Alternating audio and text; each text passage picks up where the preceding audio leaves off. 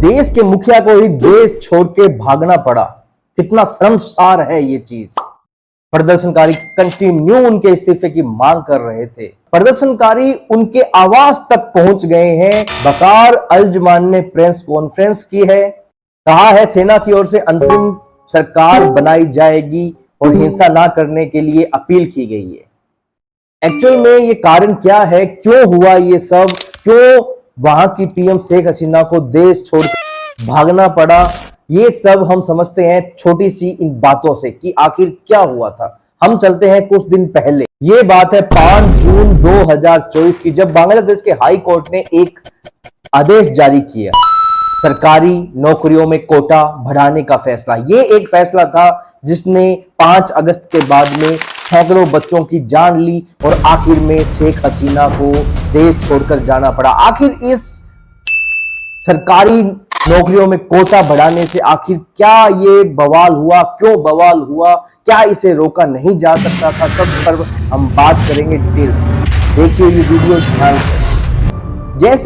जैसे ही high court ने ये फैसला किया सरकारी नौकरियों में कोटा बढ़ाने का, वैसे ही विश्वविद्यालयों के कुछ छात्रों ने विरोध प्रदर्शन किया। बांग्लादेश के कोर्ट के अनुसार 56% सीट आरक्षित कर दी गई है। इसका विरोध वहां के विश्वविद्यालयों की स्टार्टिंग में कुछ छात्रों ने किया।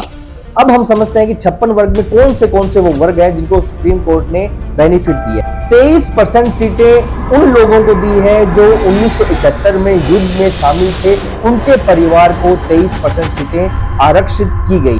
अलग विकसित क्षेत्र के लिए 10%, मूल निवासियों के लिए 5% और विकलांग के लिए 1%। ये टोटल 56% दिया गया है, आरक्षित कर दिया गया है। इसी का विरोध धीरे धीरे बढ़ते बढ़ते ज्यादा हो गया। प्रदर्शनकारियों की मांग थी कि इसे कम किया जाए। ये बहुत ज्यादा 56% आरक्षित सीटें बहुत ज्यादा है।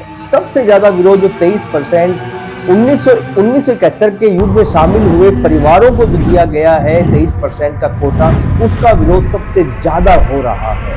5 जून के बाद में हर 2 या 3 दिन में पहले कम लोगों की मतलब झड़प की न्यूज आ रही थी, हिंसा की न्यूज आ रही थी। ये न्यूज कैसे बढ़ी? पहले झड़प की न्यूज आती है, उसके बाद में एक हल्की सी हिंसा की न्यूज आती है, फिर एक गुट के सामने दूसरा गुट आता है जो कहा जाता है कि वो शेख हसीना का छात्र यूनियन का संघ है।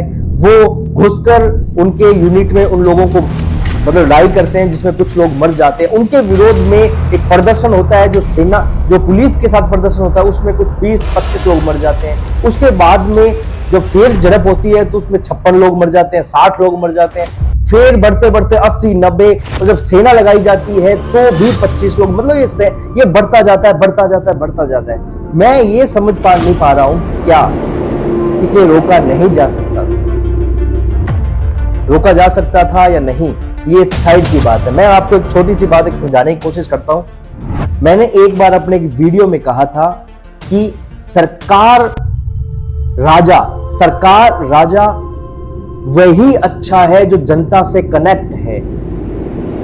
सरकार और राजा वही अच्छा है जो जनता से कनेक्ट है, जनता की समस्याओं का निवारण करे और उन्हें सुने, ना कि सरकार अपने ही धुन में लगी रहे। नरेंद्र मोदी जी ने एक बहुत अच्छी बात कही थी एक बार कि सरकार ऐसी होनी चाहिए जो हस्तक्षेप ना करे जीवन जीने में, बल्कि वो जीवन जीना इजी बनाए। अंग्रेजों से भारतीय विरोध क्यों कर रहे थे? क्योंकि वो हमारे जीवन जीने में विरोध थे, हमारे जीवन जीने के तरीकों में वो हस्तक्षेप कर रहे थे। वहीं उसके बाद में जब सरकार आई तो मतलब आजाद हुआ, भारत आजाद हुआ, तो ऐसा लगा कि अब एक जो सरकार आई है वो हमें जीने देगी। पर जैसी ही सरकारें आती गई वो हमारे जीवन जीने में हस्तक्षेप करती रही, कहीं ना कहीं हमें ठेस देती रही, घोटालों द्वारा, भ्रष्टाचार द्वारा, कहीं बम फट गए, कहीं दंगे हो गए, मतलब हमारे जीवन को अस्त व्यस्त कर दिया। नरेंद्र मोदी जी की सरकार आई 2014 में, हमें जीवन जीने का मौका मिला। समझिएगा ये बात, जीवन जीने का हमें मौका मिला। क्योंकि हम एक ऐसी व्यवस्था का हमने ढांचा तैयार किया जो हमारी सुरक्षा कर सकता है। जो अब नरेंद्र मोदी जी जो मन की बात करते हैं, वो उनके मन की बात सच में है, वो हमसे कनेक्ट होते हैं, उस समय हमसे बातें करते हैं। जो हर एक मौके पर नरेंद्र मोदी जी सभाओं में जाते हैं, हर एक मौका नहीं छोड़ते हैं, रोड शो करते हैं, वो लोग वो हमसे कनेक्ट होते हैं। प्रधानमंत्री का ये काम नहीं है। वो चाहे तो जो बांग्लादेश की जो पीएम है उन्होंने जो किया वैसे कर सकते हैं। अभी जो लंदन में जो दंगे हुए वहां के जो पीएम वहां वैसे अभी फ्रांस में हुए, मतलब नित दिन दंगे हो रहे हैं। कारण है कनेक्ट होना। चाणक्य ने एक बात कही थी, यदि राजा आपका है, राजा आपकी बात सुनता है, राजा आपको बात बताता है, तो वो राजा सर्वश्रेष्ठ है।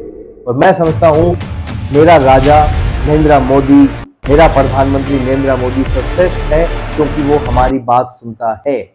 हमसे वो कनेक्ट होते हैं, हमसे वो कनेक्ट होते हैं। हमें परिवार कहते हैं वो, कि मेरा परिवार मेरा भारत है, मेरा कुटुंब है। वासुदेव वसुदेव कुटुंबकम, वो इस नारे को अपना जीवन का हिस्सा बना रहे हैं। बांग्लादेश में क्या हुआ कि सिर्फ एक छोटी सी चिंगारी के कारण, सिर्फ एक छोटी सी चिंगारी के कारण 5 जून, जुलाई, आज अगस्त, सिर्फ इन 2 महीनों में इतना बड़ा बवाल हो गया देश में कि सरकार का तख्ता पलट हो गया। वहां के पीएम शेख हसीना को भागना पड़ा।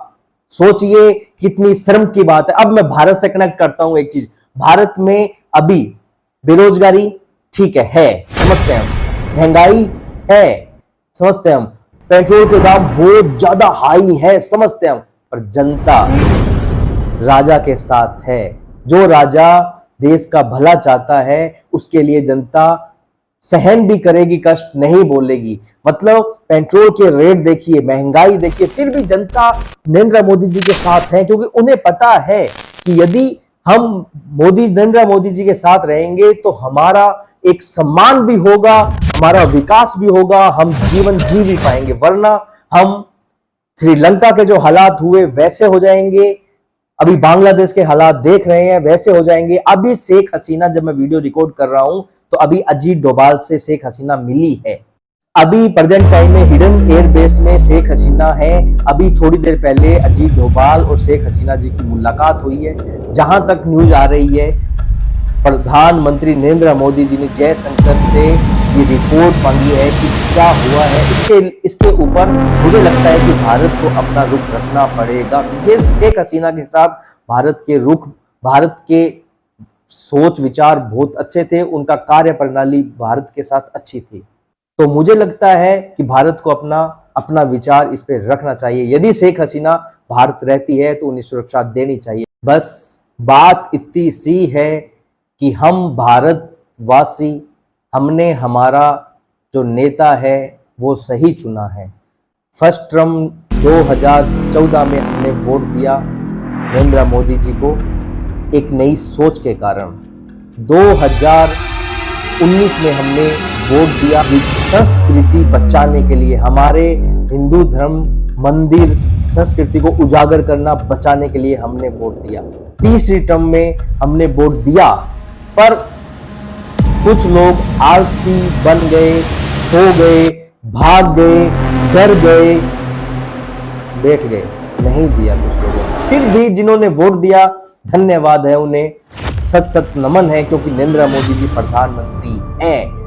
पूरी दुनिया के लोगों ने, पूरी दुनिया ने जोर लगा लिया, पूरे विपक्ष ने जोर लगा लिया, फिर भी तीसरी बार राजा बैठा है सीट पे अपने।